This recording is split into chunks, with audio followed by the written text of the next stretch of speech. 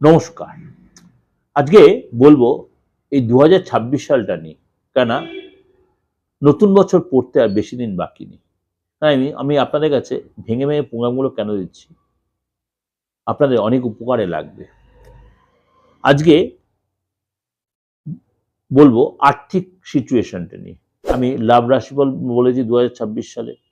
২০০০ সালে বিয়ের ক্ষেত্রটা আলোচনা করেছি। ২০২৬ সালে পুরো সালটা নিয়ে আলোচনা করে দুবার দিয়েছি। আবার ২০২৬ শনির সিচুয়েশনের জন্য আপনার রাশির উপর কি ইফেক্ট সেটাও আলোচনা করেছি। ২০২৬ সালে গ্রহণ কবে কবে গ্রহণ পড়ছে, কটা গ্রহণ পড়ছে, কোনটা ভারতবর্ষে দৃশ্যমান কি দৃশ্যমান নয় সেটা আলোচনা করেছি। আবার ২০২৬ সংখ্যাতত্ত্ব অনুযায়ী আপনার ডেট অফ বার্থের মূলাঙ্ক অনুযায়ী কোন কোন সংখ্যাতত্ত্বের বা কোন কোন সংখ্যা লোকেদের সময়টা ভালো হয় সেটাও আলোচনা করেছি। অবশ্যই তার জন্য দেখার জন্য এই প্রোগ্রামগুলো প্রত্যেকটা প্রোগ্রাম দেখার জন্য আমার চ্যানেলটাকে অবশ্যই আপনার সার্চ করতে দিগদর্শন চ্যানেলটাকে, তাহলে প্রত্যেকটা প্রোগ্রাম আপনি কিন্তু দেখতে পাবেন। প্রত্যেকটা প্রোগ্রাম কিন্তু আমার রয়েছে এবং বিয়ের ক্ষেত্রে কোন কোন মাসগুলো অ্যাভয়েড করে সেটাও আলোচনা করেছি। আজকে আলোচনা করব যে কেরিয়ারের ক্ষেত্রে ২০২৬ আপনার পেশা ক্ষেত্রে বা কেরিয়ারের ক্ষেত্রে বা প্রফেশনের ক্ষেত্রে চাকরির ক্ষেত্রে কোন কোন রাশির কেমন এফেক্ট হবে, কোন কোন রাশির কেমন একটা সেটা আলোচনা আপনাদের বিষয়বস্তু। চলুন তাহলে আলোচনা করি। কেন এই বছরটা হচ্ছে মানে রবির বছর অর্থাৎ সূর্যের বছর এবং শনিদেব বসে আছে মীন রাশিতে। শনিদেব অস্ত যাবে, উদয় হবে, সে আলোচনা করলাম। আবার মার্গী হয়েছে, বক্রিয় হবে এবং রাহু কেতু একটা বিরাট কিন্তু এখানে ফ্যাক্টর তৈরি করবে। রাহু কেতু ২০২৬ সালে কিন্তু তার স্থানও পরিবর্তন করবে এবং আদার্স যে গ্রহগুলো আছে, শনি ছাড়া, রাহু ছাড়া, কেতু ছাড়া আদার্স আরো যে আপনাদের হিসাবে আরো ৬টা এবং ৩টা আরো ৯টা গ্রহ আছে। অর্থাৎ বুধ, শুক্র, মানে আপনার সূর্য, মঙ্গল, বৃহস্পতি অতিচারী রূপ তার গমন করবে। অতিচারী রূপে গমন করে মিথুন রাশি থেকে কর্কটে সিংহ যাবে।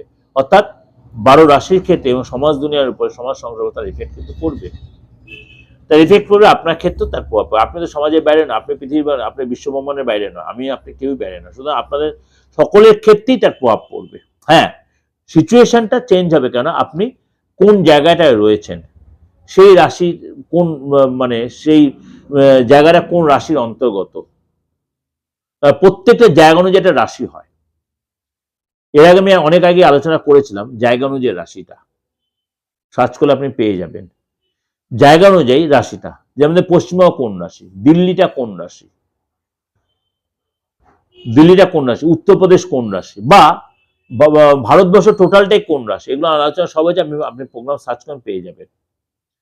সুতরাং সেইগুলোর উপর বেস করে কিন্তু বা মনে করেন বাংলাদেশের লোকের প্রোগ্রাম তাদের কোন রাশি, তার উপর বেস করে শনির সিচুয়েশন, রাহু কেতু আপনার উপর কি এফেক্ট হবে, যেটা ভারতবর্ষের লোক সেটা আপনার কিন্তু নাও হতে পারে।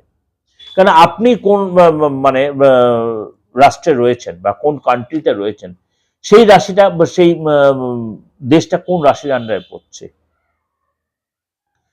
সেটা কিন্তু একটা বিশাল ভাইটাল ব্যাপার। তারপরে আপনার নিজস্ব ব্যক্তিগত হরস্কোপের রাশি লগ্ন আছেই। চলুন তাহলে আজকে আলোচনা করব কেরিয়ারের ক্ষেত্রটা, মানে নতুন বছরে আপনার কেরিয়ারের ক্ষেত্রে কি এফেক্ট হবে।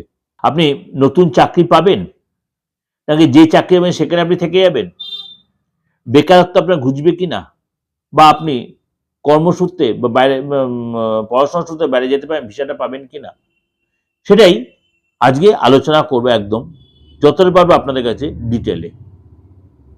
কিন্তু কিছু রাশির জন্য সতর্কতা অবলম্বন করে কিছু রাশির যথেষ্ট লাভ হবে। মীন রাশি এই বছর কিন্তু আপনাকে অনেক বেশি পরিশ্রমী হতে হবে।